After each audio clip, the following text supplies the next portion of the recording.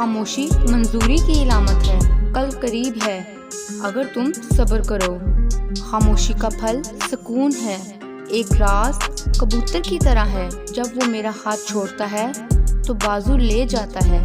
بزدلی کا پھل نہ فائدہ دیتا ہے نہ نقصان، جلدی میں افسوس ہے، لیکن صبر اور دیکھ بھال میں سکون اور سلامتی ہے۔